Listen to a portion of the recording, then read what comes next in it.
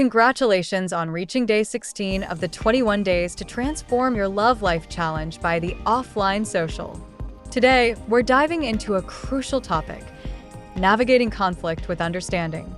Join Ava and Harper for an insightful and heartfelt conversation as we explore the transformative power of conflict. Together, they'll discuss and advise how to heal, grow, and turn rejection into a stepping stone towards self-worth and meaningful connections. Let's continue this journey of transformation, one day at a time. All right, let's be real for a sec. Who actually enjoys a difficult conversation? Haha, right. Not many hands going up, I bet. Nope, not at all. But what if I told you those kind of awkward, kind of tense moments could actually be like secret growth opportunities? Ooh, I like where this is going. That's exactly what we're diving into today. We're going to unpack the Offline Social's 21-day challenge and how it totally reframes the way we think about conflict. Like, not as some scary monster to avoid, but as a tool, you know? I'm in. I've been digging into this challenge, and it's fascinating stuff. The whole idea isn't about ducking and dodging conflict. It's about using it constructively. Okay, that sounds good in theory, but In practice. yeah, Yeah. in real life, it just feels so much easier to avoid that tough conversation, shove it under the rug, hope it magically disappears. Oh, absolutely. We've all been there. But does it really go away? Uh, Or does it just fester and turn into something even worse down the line? you hit the nail on the head. It's like this. Think of facing a challenging conversation as, like, doing a rep at the gym, but for your emotion. Oh, I like that. Emotional gym. Right. Each time you tackle one of these head-on, you're building those resilience muscles. And over time, those conversations get less and less daunting. You start to see them differently. Okay, so I'm starting to get on board with this idea. But what happens when things get personal? The Offline Social talks about not taking stuff personally, but come on, isn't there a time when we have to stand up for ourselves? For sure, the challenge isn't saying we got to become emotionless robots, right? It's about stepping back and realizing that someone else's anger, well, it might be coming from their experiences, their baggage, not necessarily a direct attack on you. Ah, makes sense. It's like in the challenge, that example of reacting defensively versus responding with curiosity. Huge difference. Oh, yeah. Instead of instantly firing back with a, how dare you, Ah, you take a breath, try to figure out where that anger is coming from. totally. You hit the pause button before things explode.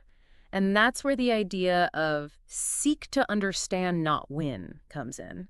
We shift gears, Instead of seeing it as a battle to be won, we focus on actually getting the other person's perspective. Which is where those open-ended questions come in handy, right? Things like, what's really bothering you? Or how can we fix this together? Bingo. Those questions open the door for real dialogue. Imagine, let's say you're having a disagreement with a coworker about a project, Uh-oh. right? Instead of saying, you totally messed this up, you could try something like, hey, I'm noticing some hiccups with this project. Can we chat about what happened and figure out how to get back on track? Wow, yeah. It's amazing how just changing the way we say things can totally de-escalate a situation. Mm.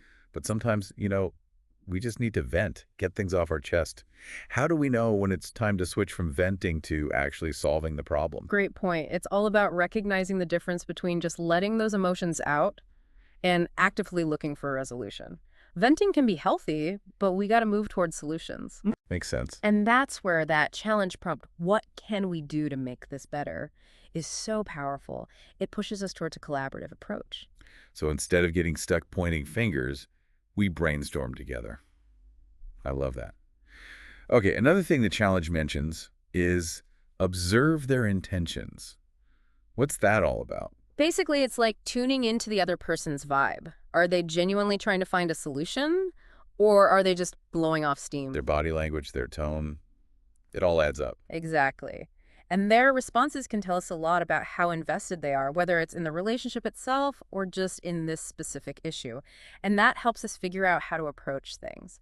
So with all this amazing advice, how do we actually put it into practice? Well, the challenge task for each day really focuses on being present in those tough conversations.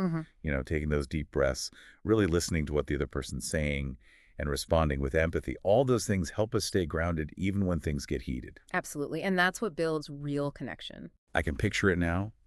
I'm in a super tense meeting, and instead of just reacting, I take a deep breath, remember to observe everyone's intentions. It's like having a secret weapon. It really is. And that brings us back to the bigger picture. Conflict isn't about winning or losing. It's about finding that common ground. Couldn't have said it better myself. It's a chance to grow, to understand each other better, and honestly, to make our relationships stronger. So true. So as you navigate your own challenging conversations this week, think about what boundaries you need to feel safe. What helps you stay calm and present in those moments. It's different for everyone. That's such an important question for all of us. Because when it comes down to it, those moments of discomfort, those are the moments that help us grow. As individuals, in our relationships, it all ties together. It does. And the more we can reframe conflict as an opportunity, the more we can learn and grow from those tough conversations. So next time you're facing a conversation you'd rather avoid, remember, it's not a threat. It's a chance to learn and connect on a deeper level. Well said. All right, everyone, that's our deep dive for today. We'll catch you next time. See ya.